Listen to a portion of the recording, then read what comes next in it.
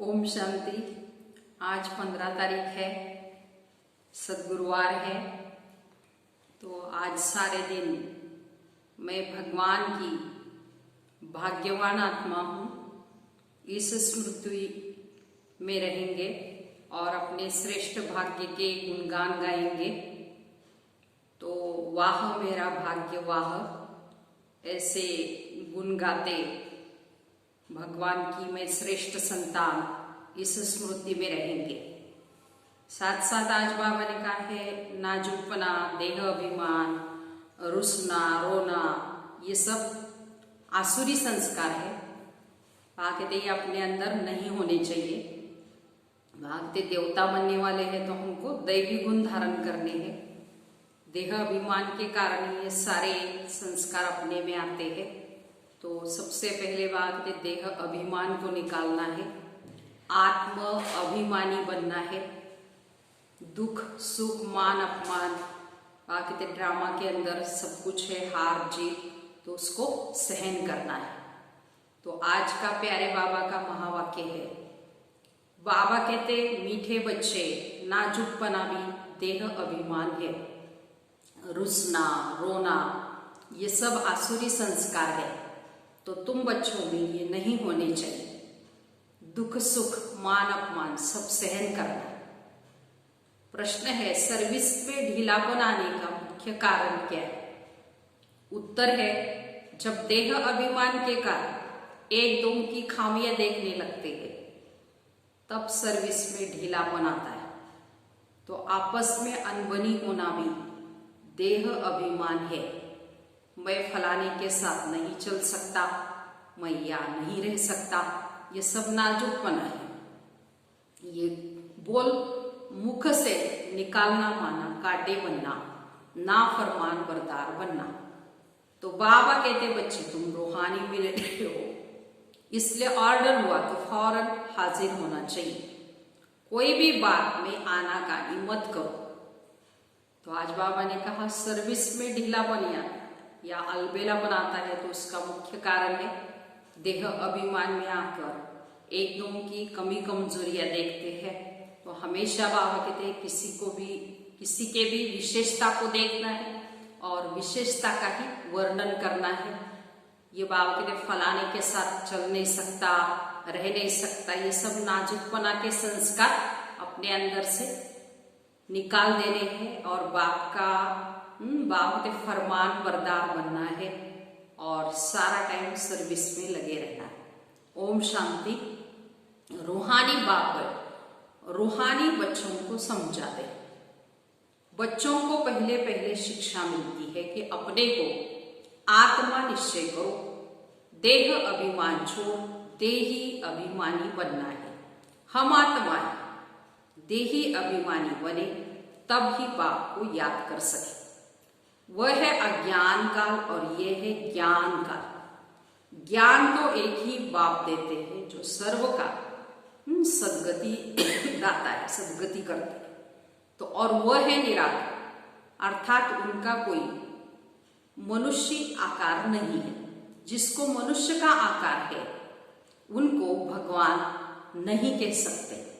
तो अब आत्माओं ये तो सब निराकारी है, परंतु देह में आने से अपने को आत्मा भूल गए हैं। अब बाबा कहते तुमको वापस घर जाना है। आत्मा पतित बनी है, आत्मा ही पावन बनती है। तो बाबा ने समझाया पावन आत्मा ही सत्युग त्रेता में है, पतित आत्मा रावण राज्य में बनती है। सीढ़ी में भी समझाया है जो पावन थे वो पतित बने हैं 5000 वर्ष। बाबा कहते पहले तुम सब आत्माएं शांति धाम में पावन थी, उनको कहा जाता है निर्वाण धाम। तो फिर कलयुग में पतित बनते, तब चिल्लाते हैं कि हे पतित पावन आओ।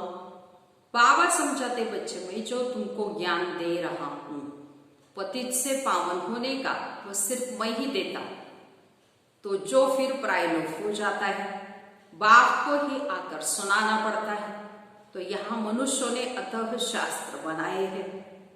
सतयुग में कोई भी शास्त्र वगैरह होता नहीं, वहां भक्ति मार्ग रीचक भी नहीं। तो अब बाप कहते तुम मेरे द्वारा ही पतित से पावन बनते हो, तो पावन दुनिया जरूर बननी है। तो मैं तो बच्चों को ही आकर राजयोग सिखाता हूँ, दैवी गुण भी धारण करने हैं। रूसना रोना ये सब आसुरी स्वभाव है बाप। तो बाबा कहते दुख सुख मान अपमान सब बच्चों को यहाँ सहन करना है। नाजुकपना नहीं होना चाहिए कि मैं फलाने स्थान पर नहीं रह सकती हूँ, ये भी नाजुकपना है।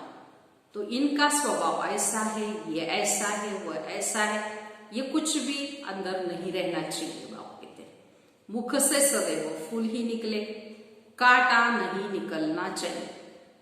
कितने बच्चों के मुख से कांटे बहुत निकलते हैं।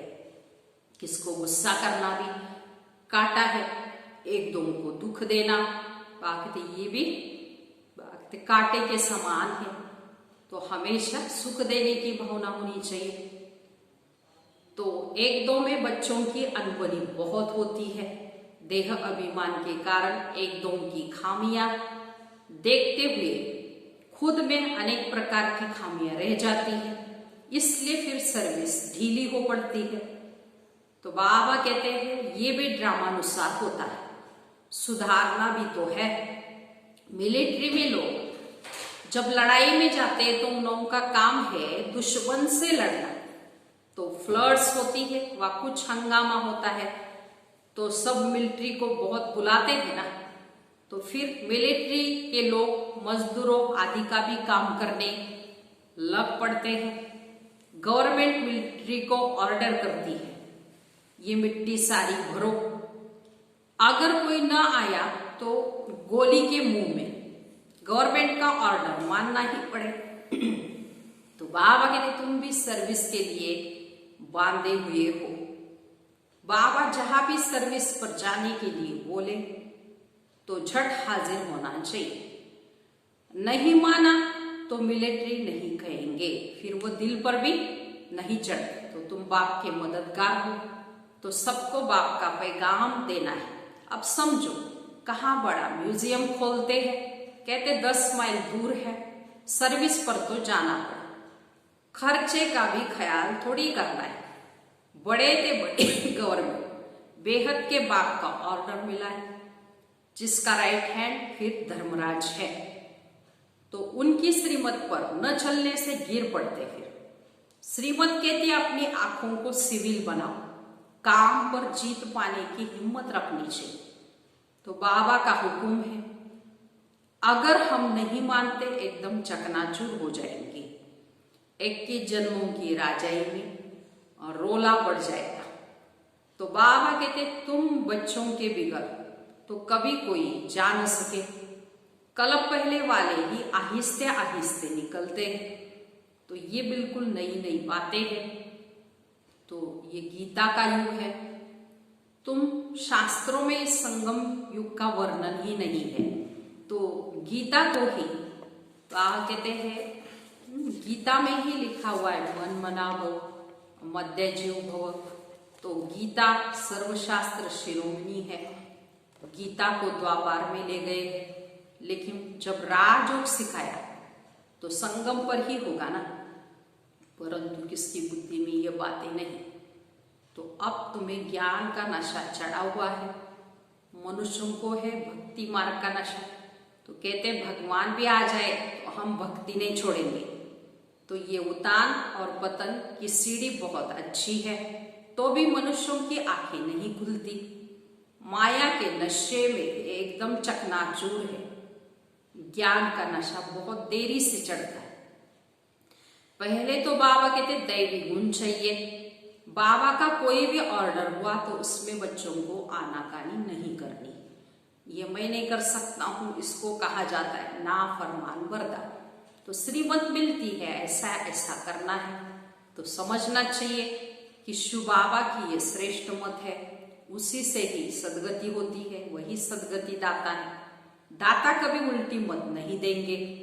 तो बाप कहते हैं मैं इनके बहुत जन्मों के अंत में प्रवेश करता हूं। इनसे भी देखो लक्ष्मी ऊंच चली जाती है। गायन भी है, फीमेल को हमेशा आगे रखना है। पहले लक्ष्मी फिर नारायण यथा राजा रानी तथा प्रजा हो जाती है, तो तुमको भी ऐसे श्रेष्ठ बनना है। इस समय तो सारी दुनिया में रावण का राज्य, सभी कहते हैं राम राज्य चाहिए। अब है संग, तो जब इन लक्ष्मी नारायण का राज्य था तो रावण राज्य नहीं था। फिर चेंज कैसे होती है ये कोई नहीं जानता। सभी घोर अंधियारे में समझते कलयुग अभी अर्जुन छोटा बच्चा है, रेगड़ी पहन रहा है, तो मनुष्य और ही नींद में सोए हुए हैं। तो ये रूहानी नॉलेज रूहानी बाप ही देते हैं, राजयोग भी सिखाते हैं। कृष्ण को रूहानी बाप नहीं कहेंगे, वो ऐसे नहीं कहेंगे कि हे रूहानी बच्चों। तो ये भी लिखना चाहिए, रूहानी नॉलेज बाप स्पिरिचुअल नॉलेज रूहानी बच्चों को ही देते हैं। तो बाबा समझाते दुनिया में सभी मनुष्य देह अभिमानी है, मैं आत्मा हूं, ये कोई भी नहीं जानता। तो बाबा कहते किसकी भी आत्मा लीन नहीं होती कभी। तो अब तुम बच्चों को समझाया जाता है दशहरा दीपावली क्या है। मनुष्य तो जो भी पूजा आदि करते सब ब्लाइंड फेथ कि जिसको गुड़ियों की पूजा या पत्थरों की पूजा कहा जाता है। तो अब तुम पारसवती बनते हो तो पत्थरों की पूजा नहीं कर सकते हो, चित्रों के आगे जाकर माथा टेकते हो, कुछ भी समझते नहीं। कहते भी है ज्ञान भक्ति और वैराग्य। तो ज्ञान आधा कल्प चलता है, फिर भक्ति शुरू हुई, तो अब तुमको ज्ञान मिलता है तो भक्ति से फिर वैराग्य आ जाता है। तो ये दुनिया ही बदलती है। कलयुग में भक्ति है, सतयुग में भक्ति होती नहीं। तो वाह है ही पूछ। तो बाबा कहते बच्चे तुम माथा क्यों टेकते? तो आधा कल्प तुमने माता भी घिसा, पैसे भी गवाए, मिला तो कुछ भी नहीं। एकदम बात सब टाइम वेस्ट किया, धन वेस्ट किया, तो सारा टाइम वेस्ट किया। तो अभी बाबा कहते माया ने एकदम माथा मुड़ा लिया, कंगाल बना दिया। तो फिर बाबा आकर सबका माथा ठीक कर देते। तो अभी आहिस्ते आहिस्ते कुछ यूरोपियन लोग भी समझते। तो बाबा ने समझाए हे भारतवासी तो बिल्कुल तमोगुनी बन गए हैं। वह और धर्म वाले भी फिर पीछे आते, तो सुख भी थोड़ा तो उनको दुख भी थोड़ा मिलता है। भारतवासियों को सुख भी बहुत तो दुख भी बहुत है। तो शुरू में ही कितने धनवान एकदम विश्व के मालिक होते, और धर्म वाले कोई पहले थोड़े धनवान होते, पीछे वृद्धि को पाते पाते अभी आकर धनवान हुए। अब फिर सबसे भिखारी भारत बना हुआ है, अंधश्रद्धालु भी भारत ही है, ये भी ड्रामा बना हुआ है। बाबा कहते हैं मैंने जिसको हेविन बनाया वो हेल बन गया, तो मनुष्य बंदर बुद्धि बन गई। तो उनको मैं आकर मंदिर लायक बनाता हूं। विकार बड़े कड़े होते हैं, क्रोध कितना है, तो तुम्हारे में भी कोई क्रोध नहीं होना चाहिए। बिल्कुल मीठे शांत अति मीठे बनो। ये भी जानते कोटों में कोई निकलते राजाई पद पाने के लिए। तो बाबा कहते मैं आया हूं तुमको नर से नारायण बनाने। उनमें भी 8 रतन मुख्य गाए जाते हैं, 8 रतन और बीच में है बाप, ऐसे 9, 8 है पासवी ऑनर्स, 100 भी नंबरवार पुरुषार्थ अनुसार। देह अभिमान को तोड़ने में बड़ी मेहनत लगती है, देह का भान बिल्कुल ही निकल जाए। तो कोई कोई पक्के ब्रह्म ज्ञानी भी होते हैं, जो उनका ऐसा होता है जो बैठे बैठे देह को त्याग देते हैं, बैठे बैठे ऐसे शरीर छोड़ते हैं, वायुमंडल एकदम शांत हो जाता है। और अक्सर करके प्रभात के शुद्ध समय पर शरीर छोड़ते हैं, तो रात को मनुष्य बहुत गंध करते हैं देखो, और सुबह को स्नान आदि करके भगवान भगवान कहने लग पड़ते हैं, तो पूजा करते हैं। आप सब बातें समझाते रहते हैं। प्रदर्शनी आदि में भी पहले पहले अलग का परिचय दो बाबा कहते, पहले अलग और बे, बेमाना बादशाह। तो बाप तो एक ही निराकार, वो रचयिता बाप बैठ रचना के आदि मध्य अंत का ज्ञान तुमको समझाते हैं। वही बाप कहते हैं कि माँ में एकम याद करो, देह के सब संबंध छोड़ अपने को आत्मा समझ बाप को याद करो। बाबा का परिचय तुम देंगे तो किसको भी हिम्मत नहीं रहेगी प्रश्न उत्तर करने की। तो पहले बाप का निश्चय पक्का हो जाए तब बोलो 84 जन्म ऐसे लिए जाते। चक्र को समझ लिया, बाबा को समझ लिया, फिर बाबा कहते कोई प्रश्न उठेगा ही नहीं। बाप का परिचय देने बिगर बाकी तुम टिक टिक करते हो तो उसमें तुम्हारा वो माथा खाते रहते हैं। इसलिए बाबा ने कहा है सबसे पहले किसी को भी बाप का परिचय करा दो, बाप के ऊपर पक्का पक्का निश्चय करा दो, तो वो तुमसे कोई उल्टे सुल्टे प्रश्न उत्तर फिर नहीं करेंगे। टाइम वेस्ट हो जाता है, गले ही घुट जाते हैं। तो पहली बात अलग क्यों उठाओ, टिक टिक करने से समझ थोड़ी सकते। बिल्कुल सिंपल रहती और धीरे से बैठ समझाना चाहिए। जो देही अभिमानी होंगे वही अच्छा समझ सकेंगे। तो बड़े बड़े म्यूजियम में अच्छा समझाने वालों की मदद लेनी पड़े तो थोड़े रोज अपना सेंटर छोड़ मदद देने आ जाना है। पिछाड़ी में सेंटर संभालने कोई को भी बिठा दो। अगर गद्दी संभालने लायक कोई को आप समान नहीं बनाया है तो बाबा समझेंगे ये कोई काम के नहीं, सर्विस ही नहीं की। बाबा को लिखते हैं सर्विस छोड़ कैसे जाए। अरे बाबा हुक्म करते हैं ना कि फलानी जगह प्रदर्शनी है, सर्विस पर जाओ तो जाना चाहिए। अगर गद्दी लायक किसको नहीं बनाया है तो तुम किस काम की। तो बाबा ने हुक्म किया झट भागना चाहिए। तो महारथी ब्राह्मणी उनको कहा जाता है। बाकी तो फिर सब घोड़े सवार और प्यादे हैं, सबको सर्विस में मदद देनी। इतने वर्षों में तुमने किसको आप समान नहीं बनाया तो क्या करते थे। तो इतने समय में मैसेंजर नहीं बनाए हैं जो सेंटर संभाले। तो कैसे कैसे मनुष्य आते जिनसे बात करने का भी बच्चों को अकल चाहिए। मुरली भी जरूर रोज पढ़नी है अथवा सुननी है। मुरली नहीं पढ़ी तो गोया अपसेंट पड़ गई। तो तुम बच्चों को सारे विश्व पर ऐसे घेराव डालना है। तो तुम सारे विश्व की सेवा करते हो ना, तो पतित दुनिया को पावन बनाना ये घेराव डालना है। तो सभी को मुक्ति जीवन मुक्ति धाम का रास्ता बताना है और दुख धाम से छुड़ाना है। तो ये रास्ता बताने का काम हम बच्चों का है। इस पे बाबा कहते बच्चों को बाप का मददगार बनना है, सबको बाप का परिचय देना है, संदेश पहुंचाना है। अच्छा मीठे मीठे सिकिलते बच्चों प्रति माता पिता बाप दादा का याद प्यार और गुड मॉर्निंग। रूहानी बाप की रूहानी बच्चों को नमस्ते। हम रूहानी बच्चों की रूहानी माता पिता बाप दादा को याद प्यार गुड मॉर्निंग और नमस्ते। हम बनेंगे फरिश्ते।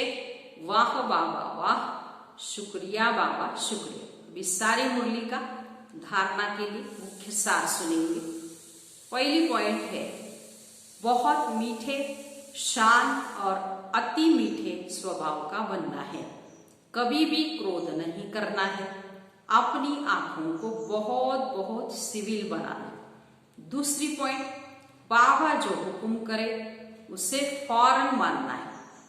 सारे विश्व को पतित से पावन बनाने की सेवा करनी है अर्थात घेराव डालना है। वरदान है आज का अपने महत्व व कर्तव्य को जानने वाले सदा जागती ज्योत भव। विस्तार आप बच्चे जग की ज्योति हो। तो आपके परिवर्तन से विश्व का परिवर्तन होना है।